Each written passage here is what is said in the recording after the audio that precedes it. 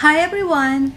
My name is Myla M. Shibata, taking up Bachelor of Science in Psychology. My goal is to help you understand that our Mother Earth is currently facing a lot of environmental problems. The planet has gone through destructive environmental issues and changes due to industrialization and urbanization. The industrialization has accompanied environmental pollution. These are global problems that every country is responsible for addressing. Let us take a look into the existing environmental issues. Let us be specific as an individual. It is therefore becoming increasingly important to raise awareness of the existence of these problems. Our environment is constantly changing. However, we should be aware of all the increasing problems that surround us. What are the environmental problems we are facing today? What are some environmental problems that we have encountered every day? These are some of the environmental problems we have encountered at home, work, and community. Waste production or waste disposal, the not segregated trash or garbage.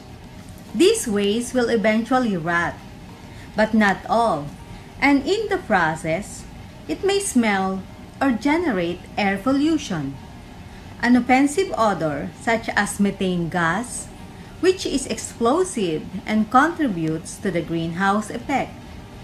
Wastes in the river that cause water pollution. Water pollution occurs when harmful substances and chemicals or microorganisms will contaminate a stream like river, lake, and ocean. Rising of housing projects in the rice plantation. Land used for other purposes, such as rice plantation to housing projects. It can cause soil contamination and climate change. Climate change impacts a plant's ability to absorb and store large quantities of carbon dioxide are reduced.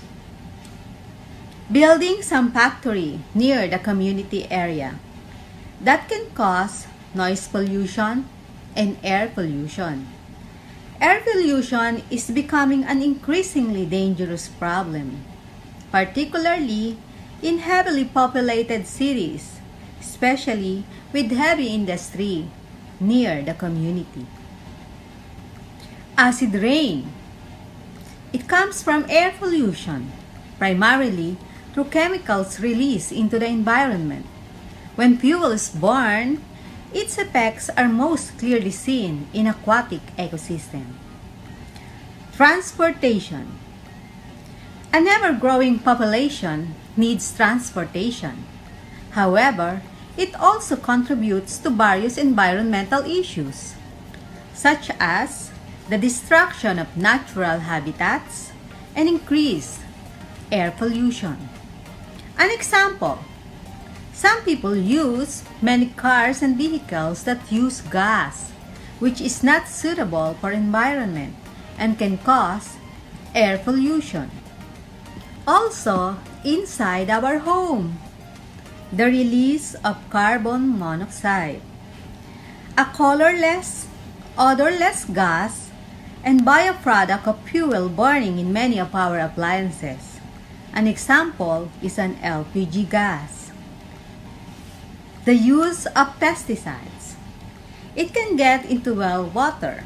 It can affect the neurological system or reproductive system of the target pests, pets, and even humans inside our house.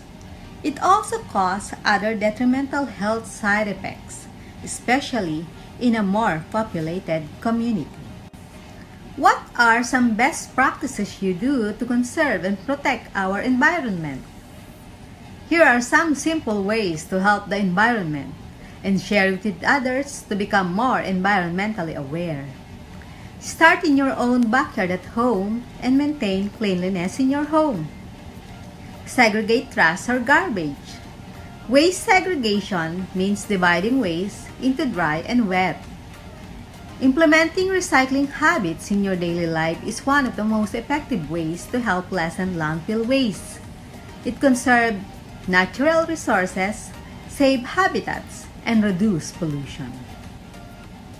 Help the community services with some cleaning program and community programs such as planting trees near the community, how to reduce plastic paper waste, and help support your neighbors and community in an activity that helps the environment. We live in the digital era, but think about all the paper products we use in our daily lives.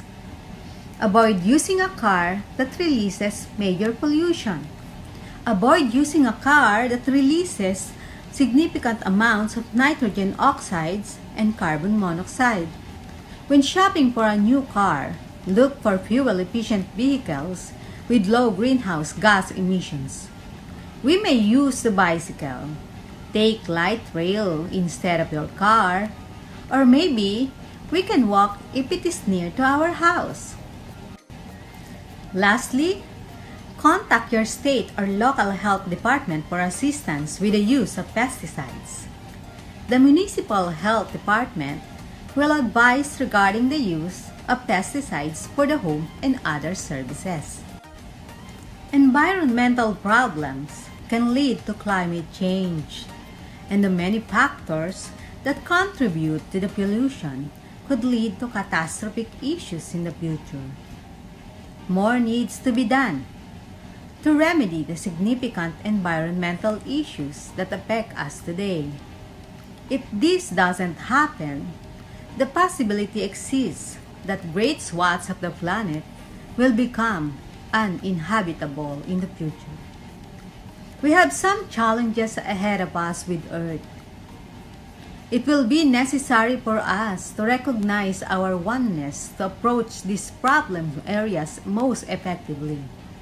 We need a gentle dismantling of systems that have proven to be detrimental to Earth and its people. We should also do what we can as individuals. The good news is that many of these issues can be controlled. By making adjustments, humanity can have a direct and positive impact on the environment. Let's start in ourselves, in our home, for the future, for Mother Earth. Maybe we help in our own little way. We may encourage the youth of today's generation with the help of social media. We can share, we can hear, and lastly, an action to every individual. Thank you for watching.